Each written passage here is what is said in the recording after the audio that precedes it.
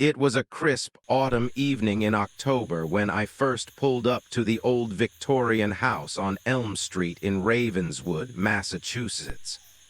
The kind of town where everyone knows your name before you've even unpacked your boxes, but not in a welcoming way, more like they're sizing you up for some unspoken ritual.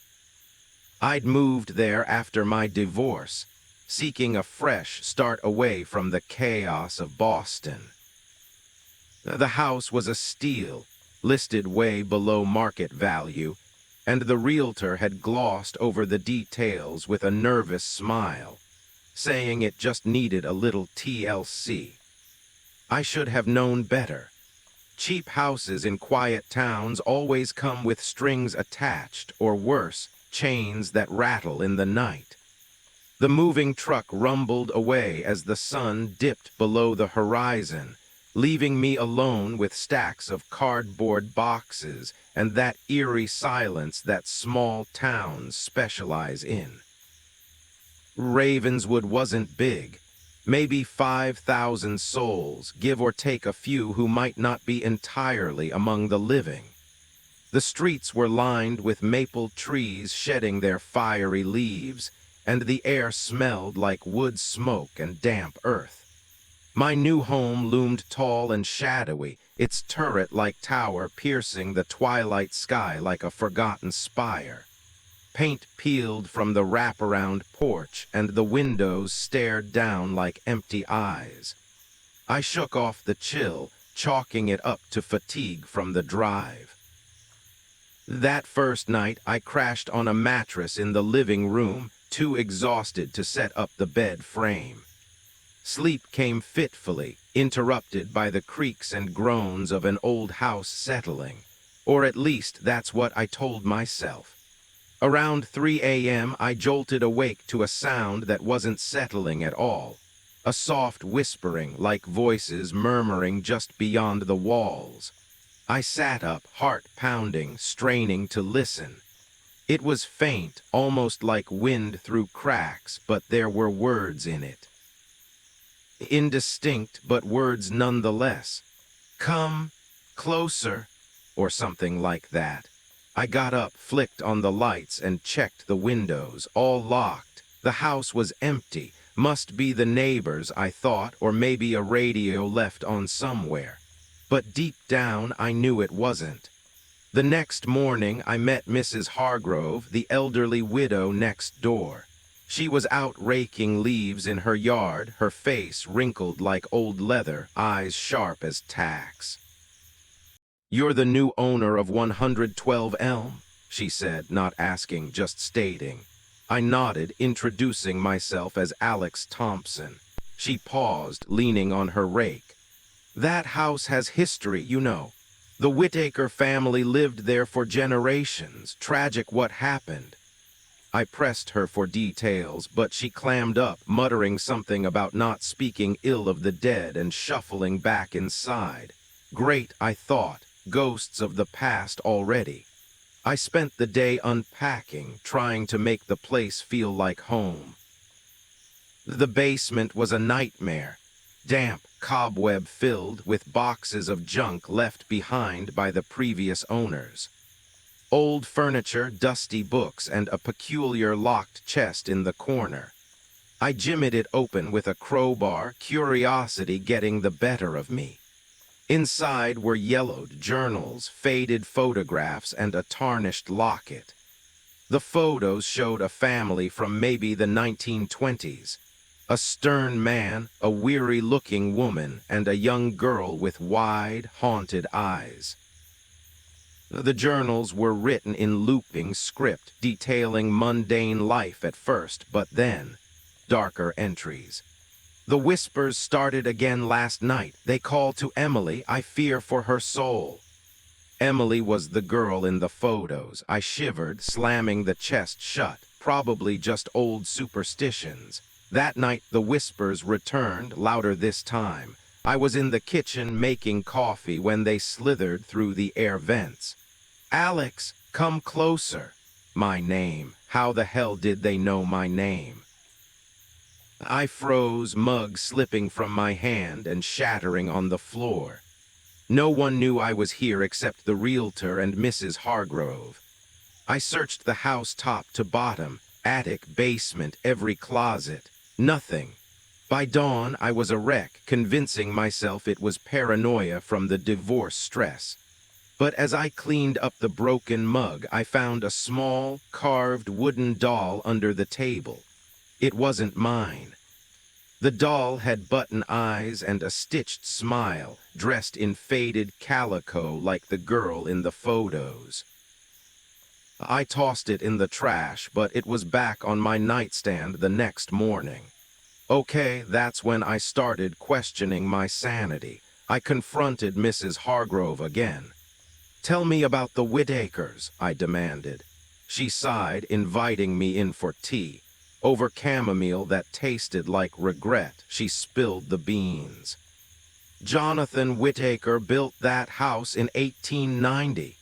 His daughter Emily disappeared in 1923, right around Halloween. They said she wandered into the woods behind the property and never came back.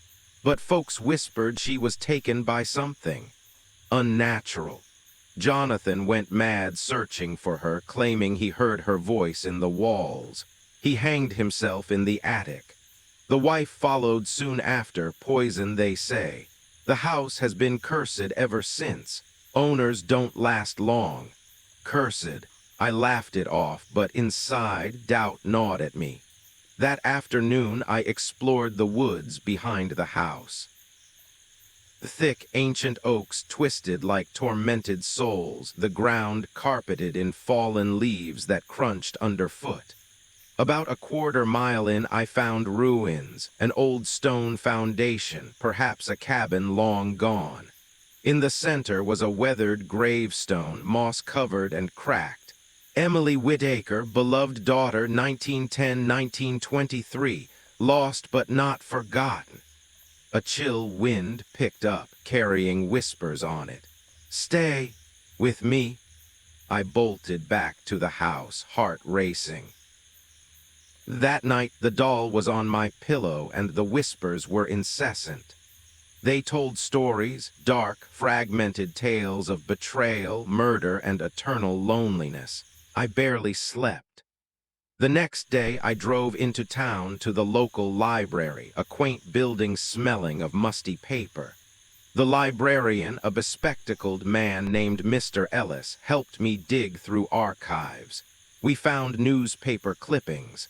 Girl vanishes in Ravenswood Woods. Father's suicide shocks community.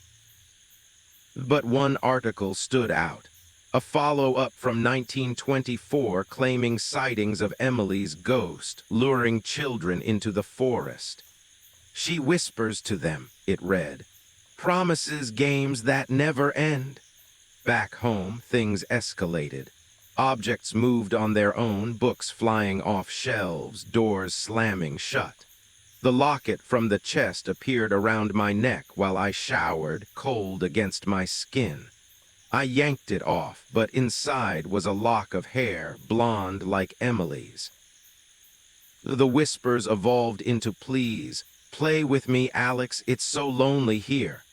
I tried leaving, packing a bag, but the car wouldn't start. Battery dead, though it had been fine that morning. Trapped, desperate, I called a friend from Boston, Mark. "Dude, you're freaking out over nothing," he said. "Old house vibes, I'll come down this weekend." But that night, as I waited, the power cut out. Darkness enveloped the house, thick and oppressive. The whispers turned to laughter, childish, echoing. I lit candles, their flames flickering shadows that danced like figures on the walls. Then footsteps, small, pattering footsteps ascending the stairs. I grabbed a flashlight, heart in my throat, and followed the sound to the attic. The door was ajar, though I'd locked it. Inside, dust motes swirled in the beam, revealing the noose still hanging from the rafter where Jonathan had ended it. And there in the corner was a figure, a girl in a white dress, back turned. "Emily," I whispered. She turned slowly, face pale, eyes black voids. "You've come to play," she said, voice like rustling leaves. But it wasn't a girl's voice anymore, it was mine, mocking. I ran, but the stairs seemed to stretch forever. Down in the living room, the doll sat on the mantel, smiling wider. The whispers surrounded me now, a chorus, "Stay forever." Mark arrived the next day, finding me curled in the corner, babbling. He dragged me out, but as we drove away, I glanced back. In the window, Emily waved goodbye. Or so I thought that was the end. But the whispers followed me. Even in Boston, in my apartment, they creep in at night. "Come back, Alex, the game isn't over." And sometimes I wake to find the doll on my bedside table. Ravenswood isn't done with me, and neither is she. The escape from Ravenswood felt like a dream, or rather, waking from one nightmare into another. Mark drove me back to Boston, his knuckles white on the steering wheel as I ranted about ghosts and whispers.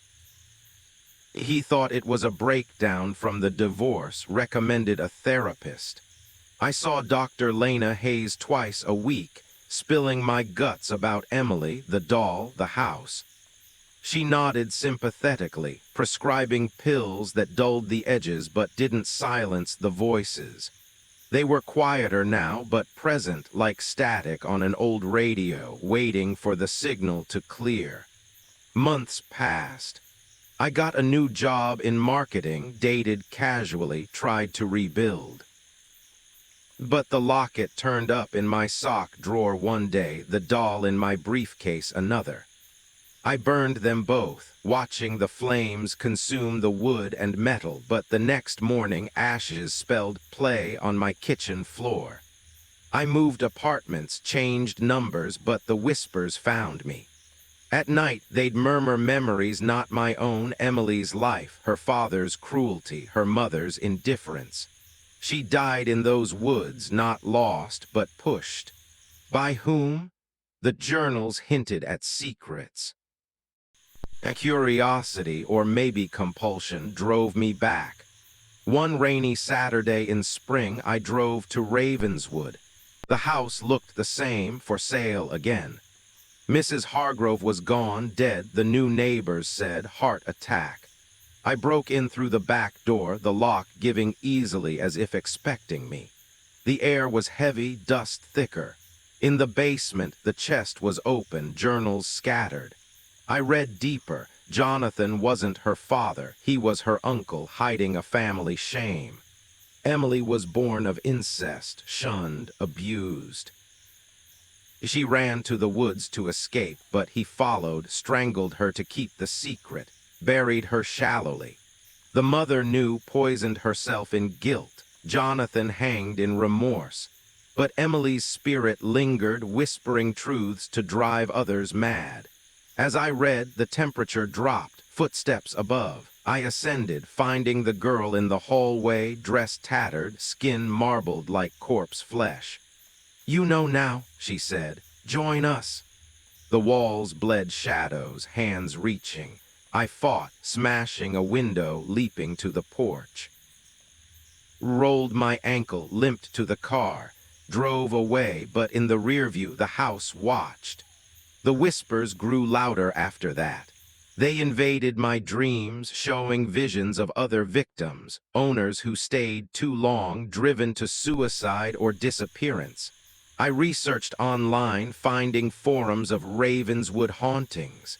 Stories matched, dolls, whispers, the girl. One poster claimed to have exorcised it, but their account went silent mid-thread. I contacted a paranormal investigator, Sarah Klein. She came to my apartment, EMF meter beeping wildly. "Strong presence," she said. We held a séance. Candles extinguished, table shook. Emily spoke through Sarah. "He must pay, all must pay." Who? Jonathan's bloodline? Me? No, but the town protected the secret. Ravenswood was built on lies, many families involved in covering up. Sarah suggested confronting it at the source.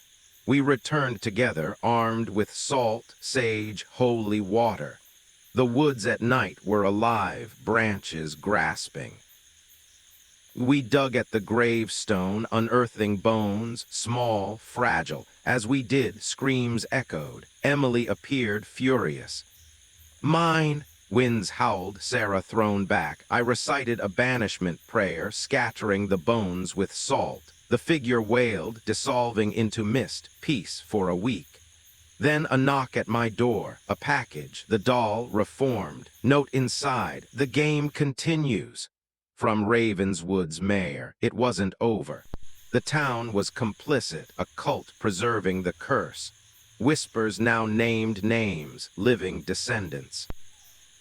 I had to end it. The move to Ravenswood was supposed to be my salvation, a quiet escape from the wreckage of my marriage in the bustling streets of Boston. The town sat nestled in the rolling hills of Massachusetts, the kind of place where time seemed to have stalled somewhere in the mid-20th century. Main Street had a diner, a hardware store, and a church with a steeple that pierced the sky like a warning finger. I, Alex Thompson, 38 and freshly divorced, bought the old Victorian on Elm Street for peanuts. The realtor, a twitchy woman named Carla, kept glancing at her watch as she handed over the keys, muttering about how it was a fixer-upper with character. Character, I thought. That's code for haunted, but I laughed it off. I needed the space, the solitude. Little did I know solitude was the last thing I'd get. That first night, as the moving van's taillights faded down the road, I stood on the porch watching the sun set behind the dense woods that bordered the property. The house creaked in the wind, its turret casting long shadows across the lawn. Inside, the air was musty, like opening a long-sealed tomb. I unpacked just enough to make coffee and collapse on the couch. Sleep came in fits, disturbed by the usual old house noises, pipes groaning, floors settling. But around 2 a.m., something else slithered into my awareness. Whispers, soft, indistinct, like conversations from another room. I sat up, ears straining. They seemed to come from the walls themselves, murmuring words I couldn't quite catch. "Closer, come closer." I checked the house, flashlight in hand, but found nothing. Just my imagination, I told myself, blame it on the stress. By morning, the memory faded like a bad dream. The next day, I met my neighbor, Mrs. Evelyn Hargrove, a widow in her 80s with eyes like faded blue china. She was out tending her garden, clipping roses that looked as thorny as her expression. "New to the Whittaker place, are you?" she said, not bothering with introductions. I nodded, telling her my name. She paused, her shears snipping air. "That house has seen better days. The Whittakers were troubled folk." When I asked for more, she waved me off. "Best not to dwell on the past. Welcome to Ravenswood." Her smile didn't reach her eyes. I shrugged it off and spent the afternoon exploring the house. The basement was a cavern of forgotten things, rusted tools, stacked boxes, and an antique chest bolted to the floor. Curiosity won. I pried it open. Inside were leather-bound journals, sepia photographs, and a silver locket. The photos showed a family from the early 1900s. A severe man with a mustache, a woman with hollow cheeks, and a girl of about 13 with ringlets and a sad smile. The journals were in elegant script, starting with everyday entries about farm life and town gossip, but darkening over time. "The voices have returned. They speak to Emily in the night. I pray it's only the wind." Emily, the girl in the photos. I closed the chest, a shiver running down my spine. Old ghost stories, nothing more. Night fell, and with it, the whispers returned, clearer now. I was in the kitchen, washing dishes, when they started. "Alex, closer," my name. The plate slipped from my hands, shattering on the tile. How could they know my name? I searched every vent, every corner, empty. Exhaustion set in and I crawled into bed, but sleep was elusive. In the wee hours, I heard footsteps, light, childlike, padding across the upstairs hall. I grabbed a poker from the fireplace and crept up the stairs. The attic door was open, though I'd sworn it was locked. Inside, dust danced in the moonlight, and there on the floor was a small wooden doll carved with button eyes and a stitched mouth curved into a grin. It wasn't there before. I picked it up, feeling its unnatural coldness, and hurled it into the trash outside. Good riddance. Morning brought relief, but as I made breakfast, the doll was back on the kitchen table. My blood ran cold. I confronted Mrs. Hargrove that afternoon. "What happened in this house?" I demanded. She sighed, inviting me in for tea. Her living room was cluttered with doilies and cat figurines. "The Whittakers," she began, her voice low. "Jonathan built the house in 1895. His daughter Emily vanished in 1922, just before her 14th birthday. They searched the woods for weeks, but nothing. Jonathan claimed he heard her calling from the walls, drove him mad. He hanged himself in the attic 6 months later. His wife, Clara, took poison shortly after. The house has been empty more often than not since then. Folks say it's cursed, that Emily's spirit lingers looking for company. Cursed. The word hung in the air like smoke. I thanked her and left, dismissing it as small-town folklore. But that night the doll was on my pillow and the whispers were insistent.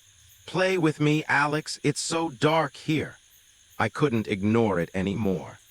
The next day I ventured into the woods behind the house. The trees were ancient, their branches intertwining like fingers in prayer. Leaves crunched underfoot, and the air grew thicker the deeper I went. About half a mile in, I found it, a crumbling stone well, overgrown with vines, and nearby a weathered marker. "Emily Whittaker, 1909-1922, taken too soon." As I stood there, a breeze stirred, carrying whispers. "Stay, forever." I ran back, branches scratching my arms, heart pounding. That evening, objects began moving. A book fell from the shelf, opening to a page about local legends. The doors slammed without wind. The locket from the chest appeared in my pocket, its clasp snapping open to reveal a lock of blonde hair. Panic set in. I called my ex-wife, Sarah, but she thought I was losing it. "Get help, Alex," she said. Instead, I drove to the town library, a squat building with creaking floors. The librarian, Mr. Harold Benson, an old man with thick glasses, helped me pull microfilm. Articles from the 1920s. Child missing in woods. Father's tragic end. One piece mentioned rumors of Emily being lured by spirits, her voice heard by hikers years later. "She whispers promises," it said. "Eternal play." Back home, the power flickered.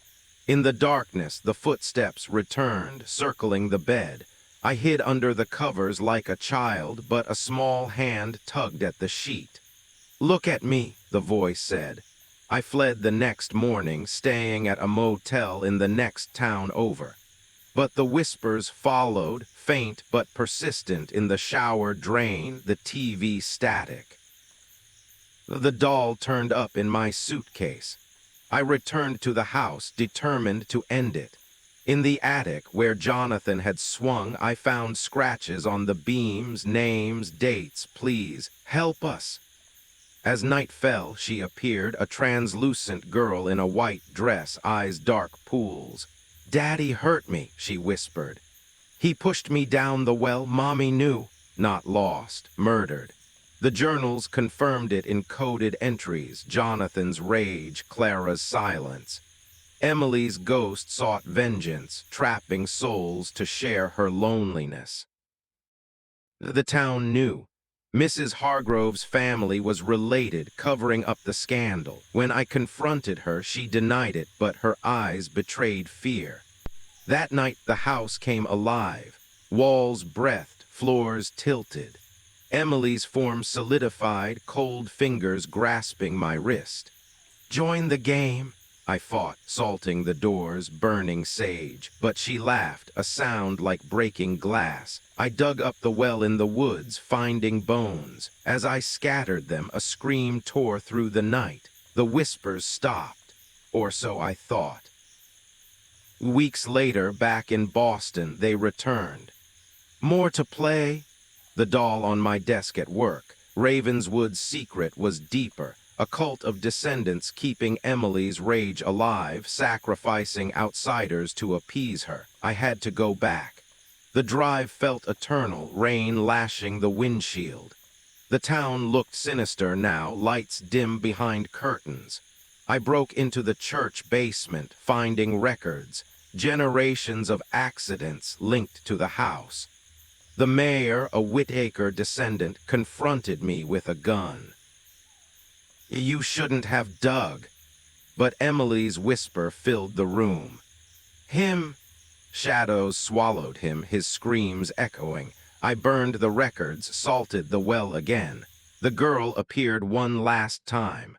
"Free," she sighed, fading. Peace came slowly.